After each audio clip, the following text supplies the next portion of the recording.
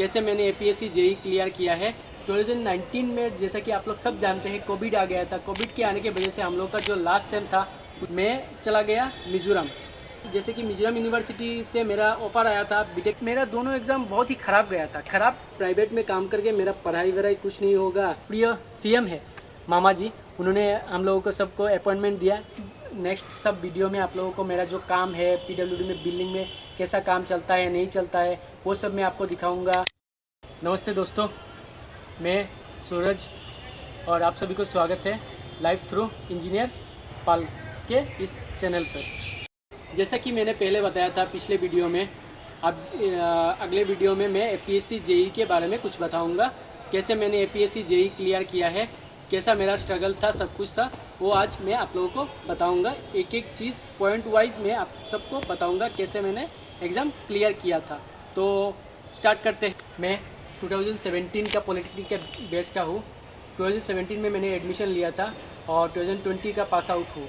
2019 में जैसा कि आप लोग सब जानते हैं कोविड आ गया था। कोविड के आने की वजह से हम लोग का जो लास्ट सेम था उसमें मतलब स्टॉपेज पड़ गया था। उसके वजह से हम लोग का जो दोस्त का सर्कल है सब ने प्रिपरेशन करने का जो सोचा था, पहले से ही हम लोगों ने सोचा था कि हम लोग प्रिपरेशन करेंगे, लेकिन प्रिपरेशन में कोविड ने पानी डाल दिया सबका, आप लोग बोल सकते हो।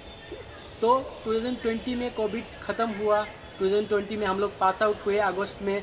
उसके बाद धीरे धीरे आप लोगों का 2021 में पीएससी पीएचई का एग्ज़ाम डेट दिया। उसके बाद एपीएससी पीएचई डब्ल्यूआरडी का एग्ज़ाम नोटिफिकेशन जो था वो निकला। 2020 में ही निकल गया था, लेकिन एग्ज़ाम हुआ 2021 में। तो 2020 में मैं चला गया Mizoram. Exam polytechnic exam clear करने के तुरंत बाद ही चला गया मिज़ोरम, क्योंकि आप लोगों ने जैसे जानते हो मेरा फाइनेंशियल कंडीशन इतना स्टेबल नहीं था कि मैं एक साल बैठ के पढ़ाई करूँ, पढ़ाई करके उसके बाद एग्ज़ाम दूँ। मेरा फाइनेंशियल कंडीशन इतना स्टेबल नहीं था, तो मैं बीटेक भी नहीं कर पाया मिज़ोरम। जैसे कि मिज़ोरम यूनिवर्सिटी से मेरा ऑफ़र आया था बीटेक करने के लिए, लेकिन मैं बीटेक नहीं कर पाया फाइनेंशियल कंडीशन की वजह से। मैं मिज़ोरम चला गया और इधर मैंने एक साल, लगभग एक साल के करीब मैंने प्राइवेट में जॉब किया। तब अचानक एक दिन आपका पीएचई जेई का जो एग्ज़ाम डेट पब्लिश कर दिया। पहले की जैसा कि पहले आप लोग जानते हैं पहले बहुत टाइम लेता था एपीएससी एग्ज़ाम कंडक्ट कराने में। 2020 में हम लोगों का नोटिफिकेशन जारी किया गया था और एग्ज़ाम हुआ था, तो पीएचई का एग्ज़ाम हुआ था 2021 के अक्टूबर के करीब। तो जैसे ही एग्ज़ाम नोटिफिकेशन आया मैं सोचा कि कुछ प्रिपरेशन नहीं किया है, कैसे एग्ज़ाम दूंगा नहीं दूंगा। तो एग्ज़ाम के एक महीना पहले मैं घर चला आया। उसके बाद थोड़ा प्रिपरेशन करके मैंने पीएचई का एग्ज़ाम दिया। उसके तुरंत एक महीने के बाद भी डब्ल्यूआरडी का भी एग्ज़ाम छोड़ दिया। तब दोनों एग्ज़ाम दिया। तब मेरा दोनों एग्ज़ाम बहुत ही ख़राब गया था। ख़राब इन द सेंस मेरे ख्याल से ख़राब, मालूम नहीं आप लोगों के ख्याल से कैसा होगा, क्योंकि मैंने 90 या 95 कुछ ऐसा मार्क किया था। उस टाइम 100-105 करने से आप लोगों का क्लियर हो जाता था। अगर ईडब्ल्यूएस होता था तो 100 के करीब आपका सिलेक्शन पक्का था, लेकिन मेरा ईडब्ल्यूएस भी नहीं था। उसके बाद मेरा कोई कास्ट भी, उस समय कोई कास्ट भी नहीं था। तो मैंने एग्ज़ाम दिया, 90-95 के करीब दोनों एग्ज़ाम में मार्क लाया, लेकिन मेरा डॉक्यूमेंट वेरिफिकेशन में भी नाम नहीं आया। तब मैं थोड़ा डिसअपॉइंट हो गया था, क्योंकि मेरे साथ लोगों का भी मिला था लेकिन मुझे नहीं मिला था। तब मैं थोड़ा डिमोटिवेट हो गया था। तो डिमोटिवेशन को छोड़ के मैंने फिर से प्राइवेट में काम करना शुरू कर दिया था। लेकिन तुरंत ही 2021 ख़त्म होने वाला था, लेकिन मैंने सोचा ये प्राइवेट में काम करके मेरा पढ़ाई वढ़ाई कुछ नहीं होगा, पढ़ाई करने का तो टाइम ही नहीं मिलता, कब मैं पढ़ाई करूँगा, कब मैं एग्ज़ाम दूंगा। उसकी वजह से मैंने प्राइवेट में जॉब छोड़ दिया और मिज़ोरम से छोड़ के सिलचर फिर से आ गया। सिलचर फिर से आने के बाद मैंने एक कॉन्ट्रैक्टर के अंडर में जॉब शुरू किया, जिसका सैलरी सुन के आप लोग मुझे क्या बोलेंगे मुझे मालूम नहीं। उसका सैलरी सिर्फ था आपका 6,000 के करीब और ट्रेवल अलाउंस देता था आपका 1,500। तो उसमें मैंने गुजारा किया था। आप सोच सकते हैं 6,000 सैलरी में कैसे लोग गुजारा कर पाते हैं, वो बताइए आप लोग। तो पूरा मेरा माइंड फोकस हो गया कि अभी गवर्नमेंट एग्ज़ाम क्लियर करना है, गवर्नमेंट एग्ज़ाम क्लियर करना है। तभी 2023 में फिर से पीएचई का नोटिफिकेशन निकला, तो मैंने फुल स्विंग में प्रिपरेशन शुरू कर दिया। तभी पीएचई का ही टीओ बोल के एक पोस्ट होता है, टेक्निकल ऑफिसर बोल के एक पोस्ट है टीओ, उसमें रिक्रूटमेंट निकला। मैंने उसमें एग्ज़ाम दिया, मेरा सिलेक्शन भी होगा। करीमगंज में निकला और सिलचर में निकला, दोनों जगह में निकला, लेकिन मैंने मेरा करीमगंज में नहीं हुआ। करीमगंज में 3 ही पोस्ट था, मेरा चौथा रैंक आया था। लेकिन सिलचर में 10 या 12 पोस्ट था, मेरा पहला रैंक आ गया था। तो मेरा टेक्निकल ऑफिसर में सिलेक्शन हो गया था। टेक्निकल ऑफिसर में जब मैं घुसा तब मुझे समझ में आया क्यों लोग इतना गवर्नमेंट सर्विस के लिए पागल होते हैं। हर एक सुविधा मिलता है, आपका सैलरी भी ठीक ठाक मिल जाता है। कॉन्टेक्चुअल में भी मेरा सैलरी भी ठीक ठाक था, 25,000 के करीब था। उसके बाद ट्रेवल अलाउंस मिलता था। उसके बाद साइट में जो इंटरेक्शन होता है वो दी मोस्ट ब्यूटीफुल पार्ट है। आपका जो डॉक्यूमेंटेशन का प्रोसेस है, टीएस बनाने का जो तरीका है, सब सीखने को मिला। A to Z public interference, the most important part public interference का मुझे पूरा नॉलेज मिल गया। पब्लिक के साथ बिहेवियर, पब्लिक के साथ अच्छा संबंध रखना, पब्लिक को कैसे कन्विंस करना, पब्लिक से काम निकालना, सब समझ में आ गया। तब मेरा मोटिवेशन निकला कि नहीं, इस बार तो गवर्नमेंट एग्ज़ाम क्लियर करना है। उस ऊपर से ये पीएचई का ही एग्ज़ाम था, तो उसको तो जैसे तैसे क्लियर करना है। मोटा मोटी आपका मेरा एक दोस्त था अजय दास, उसको लेके हम लोगों ने प्रिपरेशन शुरू किया था और एग्ज़ाम भी करीब आ गया। टीओ का रिक्रूटमेंट होने के 6-7 महीने के अंदर ही आपका पीएचई का एग्ज़ाम आ गया। एग्ज़ाम दिया अच्छे से, उसके बाद उसमें डॉक्यूमेंट वेरिफिकेशन में नाम आ गया, लेकिन फाइनल वेरिफिकेशन से सिर्फ 3 मार्क या 3.5 मार्क से छूट गया। और मेरे 3-4 दोस्त जो मेरे बैचमेट थे उन लोगों का हो गया था।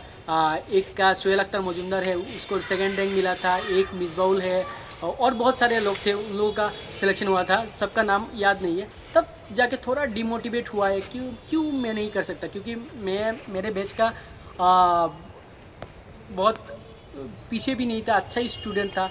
तब मैंने ज़ोरों शोरों से प्रिपरेशन शुरू किया। तब जाके मुझे कंप्लीट प्रोसेस मालूम पड़ा कि क्यों मेरा नहीं सिलेक्शन हो रहा था। पिछले एग्ज़ाम में भी मैंने वही किया था, जो जानने वाला चीज़ था वो मैंने मिस्टेक किया था। पिछले एग्ज़ाम जो था पीएचई और डब्ल्यूआरडी का, उसमें लगभग 10 या 15 मार्क जो मैं जानता था वो मिस्टेक किया। इस बार जो 2023 का पीएचई था जो 24 में हुआ था, उसमें भी मैंने जानने वाला क्वेश्चन 10 या 15 मिस्टेक किया था, जो ह्यूज है कॉम्पिटिटिव एग्ज़ाम के लिए, वो ह्यूज है। तब मैंने पूरा ठान लिया, जो मैं जानता हूँ वो मैं गलत नहीं करूँगा। वो मेरा पहला मोटिव था प्रिपरेशन स्टार्ट करने से पहले। मेरा एक्चुअल प्रिपरेशन बोल सकते हैं आप 2024 या 5 से चालू हुआ था, जब मैंने ठान लिया था कि मैं जानने वाला जो पोर्शन है वो एक भी गलत नहीं होना चाहिए। तब पीएचई का जो फाइनल रिजल्ट दिया था, उसके बाद तुरंत बाद ही पीडब्ल्यूडी का ह्यूज रिक्रूटमेंट, आप लोगों को जैसे मालूम है पीडब्ल्यूडी का 650 वैकेंसी निकल गया था तुरंत ही। तब मैंने सोचा उसका तो डॉक्यूमेंट वेरिफिकेशन में नाम आया है तो इसमें तो होगा ही होगा, पक्का होगा। मैंने खुद को भरोसा दिया है और मैंने जो नोटबुक बनाया था उसमें भी लिख दिया था कि मुझे अप टू 10 रैंक में आना ही आना है। तब मेरा मोटिवेशन निकला कि पहले जो मैं मार्क सोचा था 100 मार्क में हो जाएगा, तब मेरा मार्क का टारगेट, जब मैंने सोचा 10th रैंक लाना है, टारगेट बढ़ गया 130 तक चला गया। तब मैंने फुल स्विंग से पढ़ाई शुरू किया। एक एक टॉपिक जो था, मेरा कोर टॉपिक सिविल इंजीनियर था, क्योंकि मैं जीएस में इतना पक्का नहीं था। तो मैंने कोर टॉपिक सिविल इंजीनियर पकड़ा, उसमें 85 या 90 मार्क्स लाना है, ये मैंने सोचा। उसके बाद सिविल इंजीनियर का एक एक टॉपिक जो आता है, जो एक्स्ट्रा पोर्शन है, एक्स्ट्रा नहीं चाहिए, वो मैंने नहीं देखा, टोटली नहीं देखा। जिस जो आता है उसका एक थ्रोली मैंने नोट्स बनाया है। क्रैक एपीएससी कोचिंग था, उसको मैंने लिया था, उससे थोड़ा हेल्प मिला, क्योंकि वो लोग पूरा A to Z डिक्टो ऐसा ही पढ़ाते हैं जो एग्ज़ाम में आता है, एक्स्ट्रा कुछ नहीं पढ़ाते। उसको मैंने थ्रोली पढ़ाई किया, नोट्स बनाया। उसके बाद मेन इंपॉर्टेंट पॉइंट जो नोट्स बनाए उसको मैंने लगातार 6, 7, 8, 10 बार मैंने रिवीजन मारा। उसके बाद मैंने PYQ देखा, जो मेरे लाइफ का सबसे इम्पोर्टेंट पोर्शन था। मैंने PYQ देखा, PYQ लगभग आपका 10 या 12 बार मैंने देखा, जिसकी वजह से क्या हुआ, एग्ज़ाम में बैठने के बाद मेरा ऐसा कंडीशन आ गया, ये क्वेश्चन देखने के बाद मुझे लगता है ये तो मैंने देखा है, इसका आंसर ये होगा। तुरंत ही माइंड में आ जाता था। इसके वजह से पीडब्ल्यूडी में जब मैंने एग्ज़ाम दिया था तो 100 में से 90 क्वेश्चन मेरा जानने वाला था, उसमें 85 के करीब मैंने करेक्ट किया था, 82 या समथिंग मेरा मार्क आया था। और जीके पोर्शन में मैंने थोड़ा इम्प्रूवमेंट किया। यूट्यूब वीडियो देखा, मेरा दोस्त था जो मैंने पहले आपको बोला था अजय दास, वो जीके में बहुत ही तगड़ा था, उसने मेरा बहुत हेल्प किया। उसकी वजह से जीके में 35 या कुछ मार्क ऐसा आया जो बहुत ही स्ट्रॉन्ग है, जिसका ब्रांच अच्छा है, इसके लिए 35 मार्क्स बहुत ही इनफ है। क्योंकि ब्रांच में अगर 80-90 आप उठा लेंगे तो जीके में 35 लाएंगे तो 120 ऐसे ही उठ जाता है, तो जो क्लियर करने के लिए सफिशिएंट है अभी मेरे हिसाब से। ऐसे ही मैंने पीडब्ल्यूडी का एग्ज़ाम क्लियर किया था। उसके बाद डब्ल्यूआरई आया। डब्ल्यूआरई का एग्ज़ाम बहुत ईजी था, ब्रांच थोड़ा टफ था लेकिन जीके बहुत ईजी था। इसके वजह से डब्ल्यूआरई एग्ज़ाम में भी मैंने अच्छा खासा मार्क क्लियर किया था, उसका एग्ज़ाम भी क्लियर किया। और फाइनली जब रिज़ल्ट दिया 14 नवंबर को पीडब्ल्यूडी का, मेरा पीडब्ल्यूडी का सिलेक्शन आया। उसके बाद डब्ल्यूआरई का एग्ज़ाम दिया, उसका भी सिलेक्शन आ गया। उसके बाद 11 फरवरी को हम लोगों का जो प्रिय सीएम है मामा जी, उन्होंने हम लोगों को सबको अपॉइंटमेंट दिया, अपॉइंटमेंट लाया। अभी हम दोनों का अपॉइंटमेंट लाया, उसके लिए सॉरी, क्योंकि मैंने सोचा कि पीडब्ल्यूडी में होगा या नहीं होगा, इसकी वजह से मैंने डब्ल्यूआरई में भी एग्ज़ाम दे दिया था, वेरिफिकेशन में भी गया था, उसके वजह से दोनों में आ गया। लेकिन पीडब्ल्यूडी में मैं फाइनली अपॉइंटमेंट लिया, ज्वाइनिंग किया। उसके बाद अभी मैं पीडब्ल्यूडी श्रीभूमि बिल्डिंग डिवीज़न में जॉब कर रहा हूँ। अभी तो अच्छा ही चल रहा है जॉब। आगे नेक्स्ट सब वीडियो में आप लोगों को मेरा जो काम है पीडब्ल्यूडी में बिल्डिंग में कैसा काम चलता है नहीं चलता है वो सब मैं आपको दिखाऊंगा। सब डॉक्यूमेंटेशन आप लोगों को पहले से ही करना सिखाऊंगा, क्योंकि इधर आने के बाद हम लोगों को बहुत दिक्कत होता है कि नया ज्वाइनिंग करने के बाद कैसे डिपार्टमेंट में मेल खाएंगे, क्या क्या काम होगा नहीं होगा, सब मैं आपको बता दूंगा। जो जो नया ज्वाइनिंग करेगा उन लोगों को बहुत हेल्प होगा। और फाइनली वही बताना चाहता हूँ कि स्ट्रगल लाइफ का इम्पोर्टेंट है, स्ट्रगल करना चाहिए। बिना स्ट्रगल के आप लोगों को कभी नहीं सक्सेस मिलेगा। मेरा 3 एग्ज़ाम फेल होने के बाद चौथा में जाके सिलेक्शन हुआ। वो भी सिलेक्शन इसलिए हुआ क्योंकि मैं कंसिस्टेंट था। पीडब्ल्यूडी के एग्ज़ाम के 1 साल पहले से ही मैं कंसिस्टेंट था, पढ़ाई किया था।